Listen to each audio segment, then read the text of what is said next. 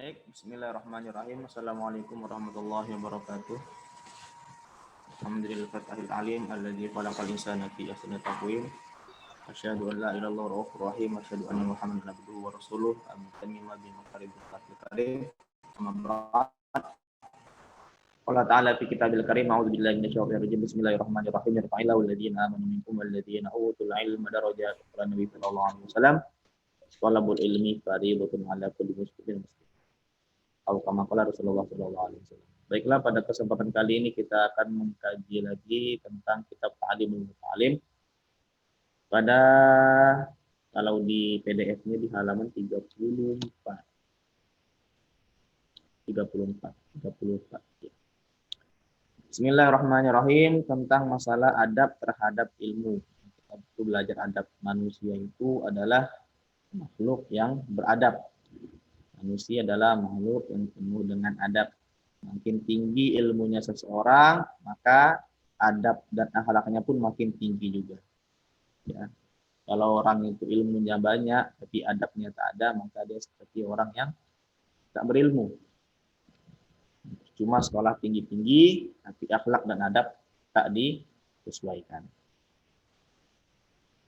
Wa Syekh Al-Imam Syamsul La'imah As-Sarkhasi kana mabtunan fi lailatin wa kana yukarriru wa tawaddu'a fi tilka lailah 17 marrat li'annahu kana la yukarriru ila bi taharati. Wa hadza li'anna al-ilma nurun wa al-wudu'u nurun fa isdadu bi ilmi. Syekh Al-Imam Syamsul La'imah As-Sarkhasi pernah mengalami sakit diare pada suatu malam. Saat itu dia sedang mengulang-ulang pelajaran. Dia berwudu pada malam itu sebanyak 17 kali. Karena setiap kali dia akan mengulang pelajarannya, dia berwudu terlebih dulu. Hal ini karena ilmu itu adalah cahaya, wudu juga cahaya,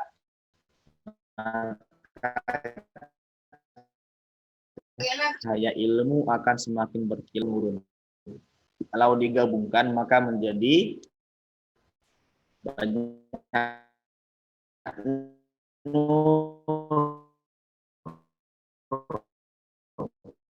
Jadi disunahkan ketika belajar apa saja, apalagi belajar. Suatu ketika Imam Syafi'i sakit ambeien. Oleh Imam Syafi'i duduk itu keluar darah dari pantatnya. Setiap kali Imam Syafi'i belajar, Imam Syafi'i selalu menaruh mangkok di bawah pantat beliau. Maka ketika beliau selesai belajar, mangkok itu penuh dengan darah. Tapi Imam Syafi'i nggak pernah mengeluh, nggak pernah putus asa, sakit-sakit, tetap memperjuangkan belajar ilmu. Maka Allah Subhanahu Wa Taala, sebagai sebesar apa perjuangan seorang itu untuk mendapatkan ilmu, segitu pula Allah Subhanahu Wa Taala memberikan dia kemuliaan.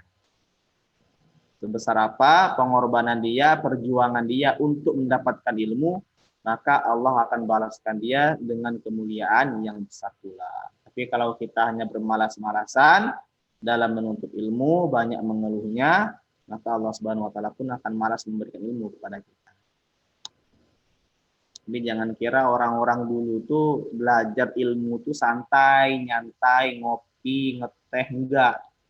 Semuanya penuh dengan mujahadah, semuanya penuh dengan perjuangan. Enggak ada ceritanya orang-orang sukses dalam penemuan-penemuan apapun, dari orang-orang Islam, dari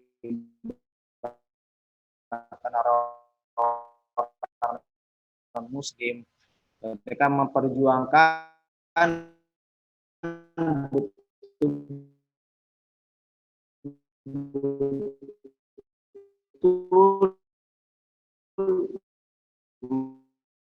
mati-matian untuk membiasa tafsiri iman wala yad'a syai'an akhar 'alal kitab. Salah satu bentuk penghormatan yang harus dilakukan oleh seorang alim adalah tidak menjulurkan kaki ke arah kitab. Hendaknya meletakkan kitab tafsir di atas semua kitab yang ada sebagai bentuk penghormatan dan tidak meletakkan sesuatu pun di atas kitab tersebut. Saking adabnya terhadap ilmu, bahkan buku, kitab Al-Quran, kitab tafsir, kitab hadis, ketika lagi belajar, jangan sampai melonjorkan kaki kita ke depan. Di depan buku begitu. Masya Allah, orang-orang dulu tuh subhanallah dengan adab-adab yang mereka dapat. Jadi emang mazada zaman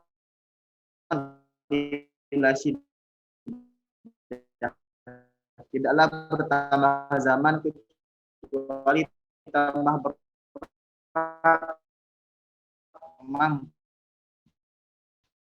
hanya. Ya, orang dulu tuh sebaya tak pandai mereka bagaimana cara adab, bagaimana cara mereka berkata. Sedih memang. Jadi Al-Quran, maka jangan sampai kita melonjorkan kaki ke depan. Bahkan kata Imam Nawawi mengatakan, ini kitab, ini contohnya di buku, ini buku, kalau kita menaruh pensil di atas kitab, di atas Al-Quran, itu sebenarnya sudah tidak ada. Begitu tingginya menghadap terhadap ilmu.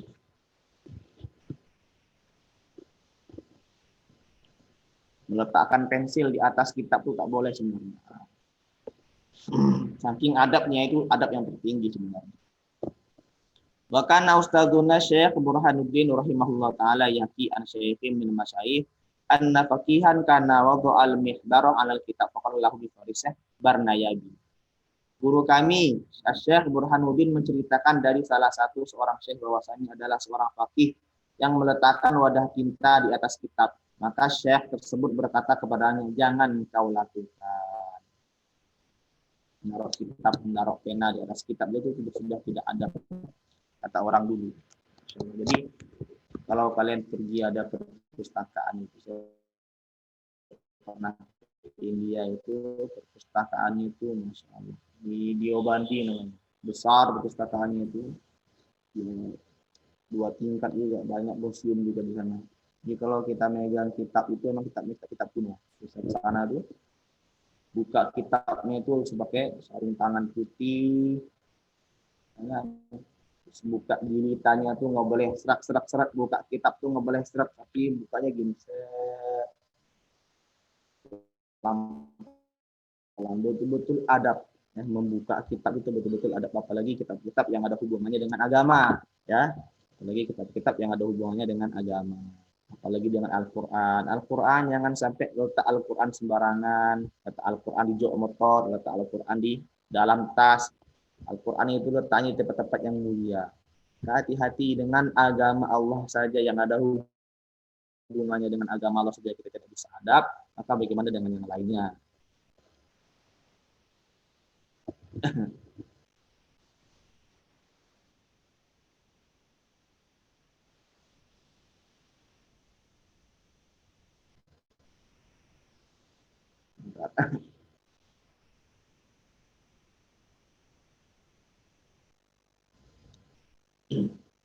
Wa kana ustadzuna al-qadhi al-imam al-ajal Fakhruddin al-ma'ruf bil qadihani rahimahullahu taala yaqul illam yurid bidzalika al-istighfar fala ba'sa bidzalika wal aula ayyahtariza anhu.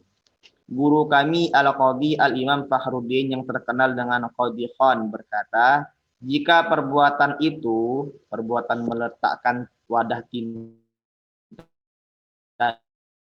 di atas kitab, dia lakukan tidak bermaksud untuk meremehkan kitab tersebut, maka tidak. Orang dulu membahas menaruh pena di atas kitab aja dipermasalahkan orang dulu ya. Sekarang kita apa? Kitab entah di mana di tendang-tendang, Masya Allah. Allah muliakan orang Islam zaman dahulu. Kenapa orang Islam zaman sekarang itu tidak Allah muliakan? Karena mereka tidak ada memuliakan dengan ilmu yang Allah berikan kepada mereka. Jadi ini udah berapa ibarah nih. Orang-orang dulu tuh masalah menaruh pena di atas kitab itu dipermasalahkan, boleh apa enggaknya. Benarnya kalau kita ngaji, kalau kita biasa sebenarnya nggak masalah. Kalau kita ada butuh kita nulis di atas kertas itu nggak masalah. Saking begitu adabnya mereka sampai dipermasalahkan.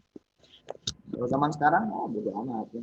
Terserah Quran di mana, kitab di mana, terserah, yang penting awak hidup enak. Jadi hilang semua adabnya ketika orang Islam itu sudah tak ada lagi menghormati yang ada hubungannya dengan ilmu, yang ada hubungannya dengan Allah, yang ada hubungannya dengan agama, maka timbullah kehancuran.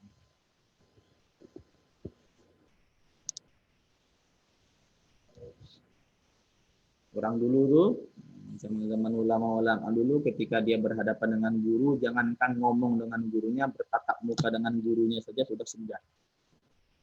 Sudah segan. Tatap muka saja sudah segan. Terus sekarang kan, apa yang? Wa min ta'zimi ayyawida kitabahul kitab wala yuqarmita wa itrukal hasiyah illa inna darurah. Qara'a Abu Hanifah rahimahullah ta'ala katiban yuqarmitu fil kitabati faqala la tuqarmit khattaka in ista tandam wa in mutta tustam, yani idza syikhta wa dha'ufa nuru basarika nadimta ala dzalik. Jadi salah satu bentuk penghormatan terhadap ilmu adalah menulis dengan tulisan yang jelas, tidak menulisnya terlalu kecil sehingga sulit dibaca, serta tidak membuat catatan pinggir kecuali jika diperlukan. Catatan pinggir tidak boleh kecuali diperlukan. Jadi kalau nulis itu nulis yang jelas. Maka kalau kita nulis ilmu dengan pensil nggak jelas, itu sebenarnya sudah nggak sopan. Makanya guru-guru jangan nulis pakai pensil, itu kan nggak adab sebenarnya. Bukan nggak boleh, tapi nggak jelas. Salah satu termasuk daripada adab-adab dalam mencari ilmu. Abu Hanifah pernah melihat seorang penulis yang tulisannya sangat kecil sehingga tidak jelas. Lalu beliau menegurnya, jangan terlalu kecil dalam menulis, karena jika engkau sudah tua pasti akan menyesal. Dan jika engkau meninggal, engkau akan dimaki oleh orang yang melihat tulisanmu. Maksudnya, jika usiamu sudah senja lalu ketajaman pandanganmu melemah, engkau akan menyesali tindakanmu. Jadi kalau kita nulis yang namanya ilmu, itu akan kita bawa ke tua nanti. Ya, kita bawa ilmu nanti untuk tua kita nanti. Maka kita kalau nulis ilmu-ilmu yang kita dapat dengan pena, jangan dengan pensil, dijaga. Allah dulu, orang-orang dulu, begitu mahalnya kertas, begitu mahalnya pena, bahkan sampai mereka rela menjual sapi untuk bisa membeli kertas. Orang dulu kalau nulis ilmu, orang dulu itu kalau mau nulis ilmu itu di tulang, di bekas-bekas kayu, insya Allah. Kemudian disimpatakan tulisan ilmunya itu sampai ada penuh satu gudang. Maka dikeluarkan, dihafal sama dia semuanya, langsung nempel di kepalanya. Zaman sekarang nih, Masya Allah, begitu banyak harganya lagi ilmu yang udah dia catat. Mana catatannya kemarin hilang, Bu? Mana catatannya kemarin lupa, Bu? Entah kemana, Bu? Jadi seperti tak ada harganya lagi dalam Allah Subhanahu wa taala, kita akan memberinya perkara tentang kemuliaan tersebut. Ilmu ini perkara yang mulia. Orang di hidupnya itu hina di mata manusia, juga hina di mata Allah.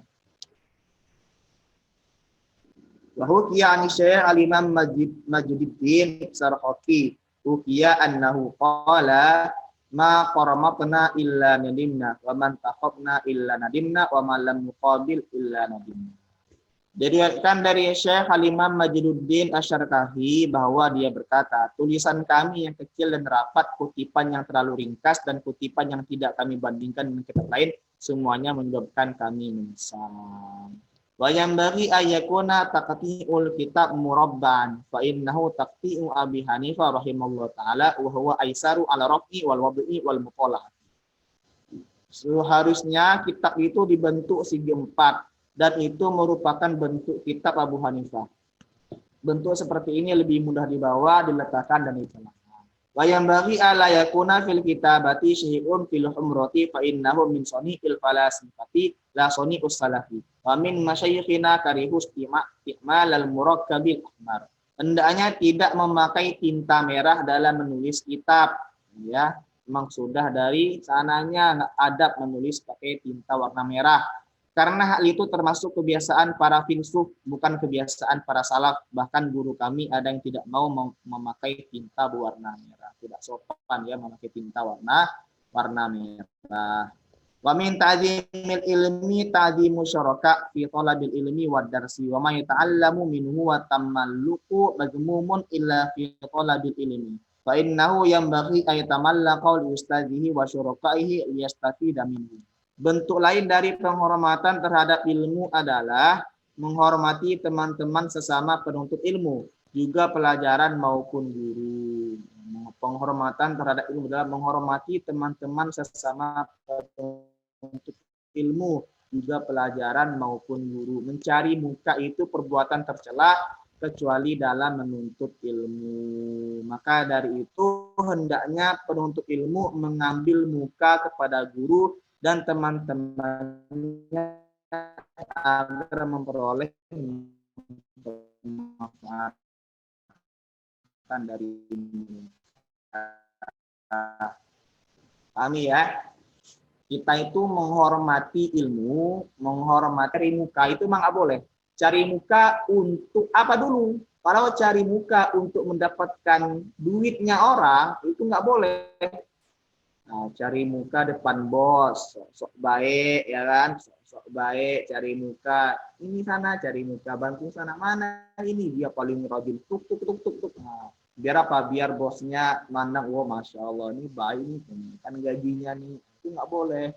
Tapi kalau dalam ilmu ini dianjurkan cari muka di depan guru.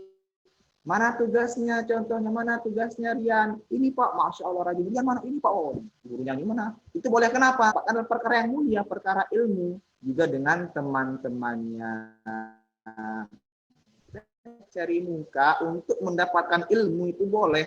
Tapi kalau cari muka untuk dapatkan yang lainnya, contohnya apa? Depan mertua sopannya masya Allah, tarawih 7 rakaat, 3 rakaat baca Quran 1 juz setiap hari depan mertua, dari muka untuk anaknya. Di belakang mertua tidur. Jadi kalau yang kita adalah ilmu, maka itu sangat dianjurkan. Wa yang bagi liqalibil ilmi ayastami al ilma wa hikmata bi ta'zimi wal hurumat. Wa in sami'a mas'alatan wahidatan aw hikmatan wahidatan alfa marratin.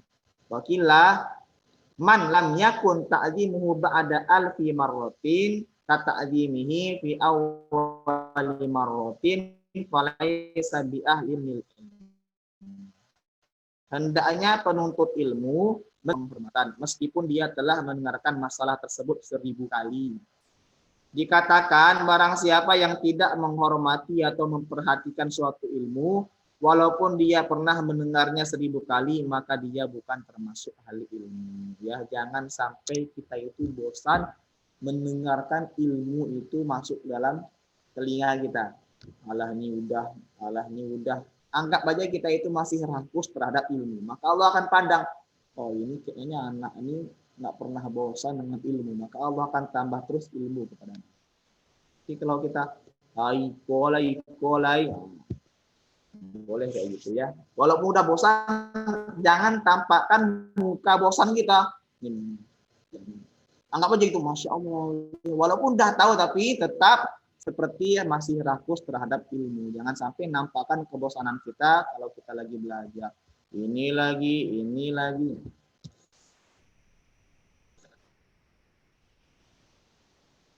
Namanya ilmu tidak akan ada.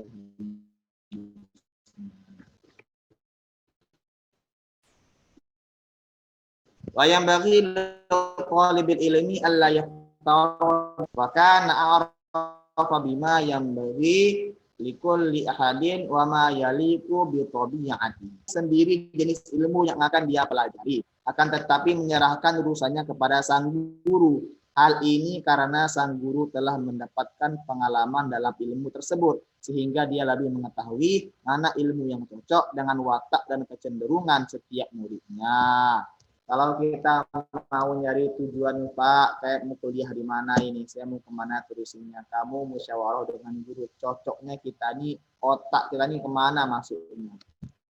Jangan sok-sok kita ini pikirannya kemana, jurusannya kemana, maka nggak nyambung, maka perlu musyawarah dengan guru dan orang tua. Maka Syekh Al-Imam Al-Ajad Al-Ustadz Burhanul Haq Awaddin rahimallahu ta'ala yaqul kana talabatul ilmi fi zamanil awal yufawwiduna amrahum fi ta'allumi ila asatidihim wa kanu yasiluna ila maqsudihim wa muradihim wal ana yahtaruna bi anfusihim wala yaqsudu maqsudahum minal ilmi wal fiqh. Asy-Syaikh Al-Imam Al-Ustadz Burhanul Haq Waddin berkata, para pencari ilmu pada zaman dulu menyerahkan urusan mereka dalam mempelajari ilmu kepada guru mereka, sehingga mereka sampai kepada maksud dan tujuan mereka. Adapun sekarang ini para pencari ilmu memilih sendiri ilmu mereka sehingga tidak tercapai ilmu dan pemahaman yang mereka cari. Jadi orang dulu itu punya ahli fannya masing-masing. Ada orang fannya memang ahli fikih, ada ulama dia ulama hadis saja, ada ulama dia ulama tauhid saja, ada dia ahlinya ahli fisika. Jadi orang tuh punya fannya masing-masing. Jadi telusurilah fan kalian dalam bidangnya masing-masing. Kalau kita mau ambil semuanya, di sana nggak selesai, di sini nggak selesai, sana berantakan, sini berantakan, malah nggak jadi apa-apa. Bahkan Naihukana Muhammad bin Ismail Al-Bukhari rahimahullah ta'ala kana bada'a bi kitab sholati al-bin Hasan idhab wa ta'allam ilmu hadis lima ra'a anna dzalika ilma al-yaqu bi tabaihi fa talaba ilmu hadis fa sarafihi muqaddiman ala jami'i a'immatil hadis. Diceritakan bahwa Muhammad bin Ismail Al-Bukhari memulai belajar dari bab salat kepada Muhammad bin Hasan. Muhammad bin Al-Hasan berkata kepadanya, pergilah dan belajarlah ilmu hadis karena dia melihat bahwa ilmu hadis lebih cocok pada tabiatnya. Maka Al-Bukhari mencari ilmu hadis hingga akhirnya menjadi pelopor seluruh imam ahli hadis. Dulu Imam Bukhari sempat pengen belajar fikih. Tapi kata gurunya, jangan, kau ini sepertinya bakat dalam ilmu hadis. Maka ketika itu Imam Bukhari bantingkil satu kitab tersahih sanadnya setelah nomor 2 setelah Al-Quran. Imam Bukhari. Jadi Imam Bukhari itu mengarang kitab Bukhari, Al-Bukhari, Sahihul Bukhari. Kalau beliau mengarang menulis satu hadis, beliau selalu sholat 2 rakaat. Mau menulis satu hadis, sholat 2 rakaat. Menulis satu hadis, sholat 2 rakaat. Jadi sampai sekarang berkahnya ilmu itu sampai sekarang masih dipelajari di seluruh dunia. Di berkahnya ilmu ya. Tanda berkahnya ilmu, ilmunya masih dipelajari di seluruh dunia. Masih dimanfaati. Bahkan kemanfaatan tersebut sampai hari kiamat akan terus menjadi amal jariyahnya. Ada juga ilmu-ilmu mudarat. Dia belajar ilmu tapi membuat mudarat nggak berkah. Jadi dengan ilmu dia manusia menjadi mudarat. Maka dengan kemudaratannya itu maka dosa-dosa yang ditanggung manusia ke dia juga. Wayam bagi liqalibil ilmi alla yajlisa qariban min ustad inda sabaqi bi ghairi darurah bal yambaghi ayyakuna bainahu wa bain. Hendaknya penuntut ilmu tidak duduk sangat dekat dengan guru jika tidak terpaksa. Akan tetapi hendaknya jarak antara dirinya dengan sang guru adalah sepanjang busur panah. Hal ini semata-mata untuk menghormati sang guru. Hadapnya jangan duduk terlalu dekat dengan guru. Jaraknya itu seombak, seujung panah. Inilah meter. Wa yanbaghi liqalibil ilmi ayahtariza anil akhlaqiz zamimah fa innaha kilabun ma'nawiyatun. Wa qad qala Rasulullah sallallahu alaihi wasallam la tadkhulul malaikata baitan fihi kalbun aw suratun wa inna ma yata'allamul insan biwasitati malakin wal akhlaqu zamimah tu'rafu fi kitabil akhlaq wa kitabuna hadza la yaqilu bayanaha. Penuntut ilmu hendaknya menjauhi akhlak tercela. Penuntut ilmu hendaknya menjauhi akhlak tercela. Karena akhlak tercela itu ibarat anjing. Rasulullah Shallallahu Alaihi Wasallam bersabda, malaikat tidak akan memasuki rumah yang di dalamnya ada anjing atau gambar manusia. Padahal manusia itu belajar dengan perantaraan malaikat. Mengenai akhlak tercela ini bisa dilihat dalam kitab-kitab yang menerangkan tentang akhlak, karena kitab ini tidak memuat penjelasan tentangnya ya. Akhlak yang tercela itu akhlak seperti apa ya? Kita sudah tahu semuanya. Akhlak tercela itu seperti apa ya? Kalau zaman sekarang ya mencuri, ngomong kotor, ya kan, melawan guru, pacaran, itu hal tercela sebenarnya. Ya. Berduaan dengan ghairu mahram. Kalau ada orang belajar menuntut ilmu dalam keadaan seperti ini, maka dia belajar tak didampingi oleh malaikat. Maka nggak akan dapat ilmu-ilmu yang berkah dari Allah.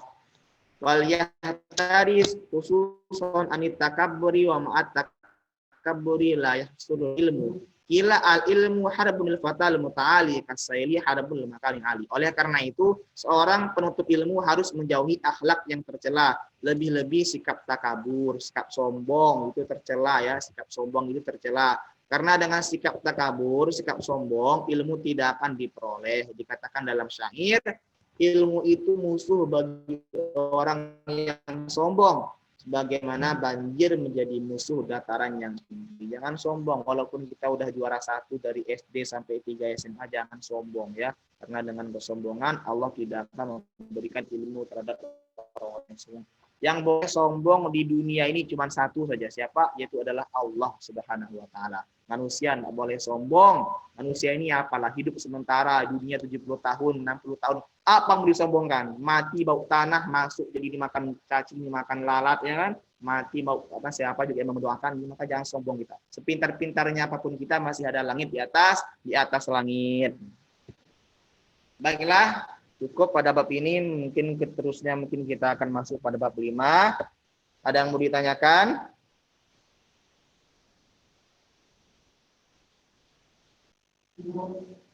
Baik, tidak ada. Semoga apa yang telah kita pelajari bisa kita amalkan.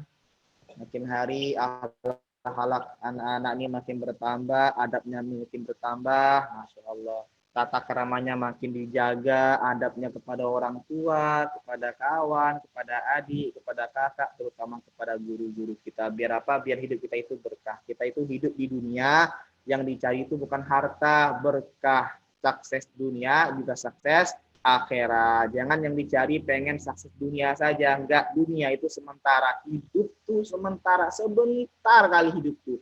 Akhirat tuh lama, panjang, tanpa batas. Yang kalian pikirkan dunia, yang kalian tinggalkan juga dunia. Maka jangan sampai kita mencari ilmu tapi lupa dengan ilmu akhirat. Baiklah, cukup dari saya. Semoga bermanfaat. Untuk bangka para majelis, subhanallah bihamdihi, subhanakallahumma bihamdika, asyhadu an la ilaha illa anta, astaghfiruka wa atubu ilaik. Bil taufiq wal hidayah. Wassalamualaikum warahmatullahi wabarakatuh.